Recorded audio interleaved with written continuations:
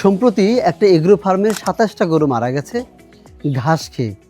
ঘটনাটা অবশ্যই দুঃখজনক, কিন্তু ঘটনা যেটা ঘটেছিল যে টানা ৩-৪ দিন বৃষ্টি হওয়ার ফলে ঘাসে যখন পানির পরিমাণ বেড়ে গেছে তখন নাইট্রোজেনের পরিমাণ বাড়ছে, যার ফলে গরু এই ঘাস খাওয়ার পরে গরুগুলো মারা যায়।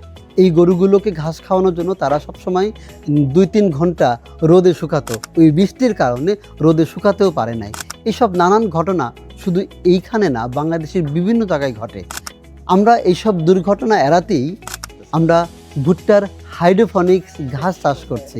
মাত্র ৭ দিনে আমরা এরকম ১,০০০ স্কোয়ার ফিটের একটা ঘরে ঘাস উৎপাদন করতে পারছি। এইখানে সবচেয়ে আনন্দের বিষয় হলো আমরা ভার্টিক্যালি করছি। আমরা এই ঘরের মধ্যে মোটামুটি ৮-৯ বিঘার ঘাস উৎপাদন করতে পারছি। আমি একটু দেখাতে চাই যে এই ঘাসটা আমরা কিভাবে করছি। আমার এখানে ভার্টিক্যালি করা হচ্ছে। ১ থেকে ৭ দিনের ট্রে এখানে রয়েছে। প্রথম দিন, দ্বিতীয় দিন, তৃতীয় দিন, চতুর্থ দিন, পঞ্চম দিন, ষষ্ঠ দিন এবং সপ্তম দিন আমরা উপর থেকে আমরা এখন রোদে শুকাবো আর গরুকে, ছাগলকে খাওয়ানো শুরু করব। তো এইটার ফলে যেটা হয়, আমরা যদি জমিতে ঘাস চাষ করি আমাদের পানির পরিমাণ বেশি লাগে, এইখানে পানির পরিমাণ কম লাগে, আবার একই সাথে ঘাসের উৎপাদনটাও সহজ হয়, লোকবল কম লাগে। আরও কিছু ইন্টারেস্টিং ব্যাপার আছে, আপনি একটু কাছে আসেন, আমি দেখাতে চাই। সেটা হলো এইখানে যেটা ঘটে, এই ঘাসটা যখন আমরা দিই, ঘাসটা ৭ দিনে মোটামুটি ১০ থেকে ১২ ইঞ্চি হয়। এই ঘাসে বিশেষ ব্যাপার হলো এই ফাইবারটা। আমরা যখন জমি থেকে ঘাস আনি এই শিকড়টা পাই না, আমরা এই দানাদারটা পাই না, আমরা শুধু ঘাসটা পাই। তো এইখানে ৩টার মিশ্রণে হওয়াতে গরু, ছাগল আমরা যাকেই খাওয়াই না কেন ওর পুষ্টিগুণ যেমন বেশি হয়, ওর পেটটাও ভরে।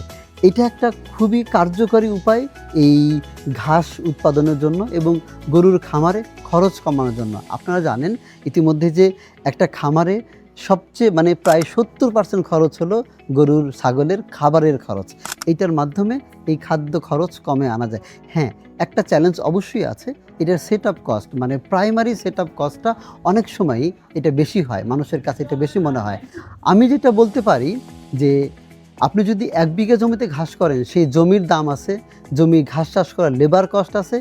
আমরা এখানে একবারে হয়তো সেট আপ কস্টটা বেশি মনে হয় প্রথমের দিকে, কিন্তু এই সেট আপটা ২০-২৫ বছর অনায়াসেই চলবে। সেই হিসাব করলে এটা অনেক কম খরচে এবং এটা কন্ট্রোল করা সহজ।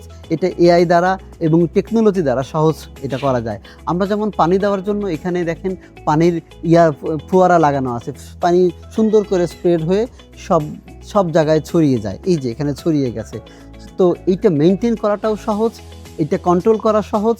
এইটার মধ্যে অতিরিক্ত নাইট্রোজেন অথবা মাত্রা অতিরিক্ত ইউরিয়া সারের প্রভাব হওয়ার কোনো সম্ভাবনা নাই, কারণ এর মধ্যে কোনো প্রকার কেমিক্যাল ব্যবহার করা হয় না, জাস্ট ফর পানি।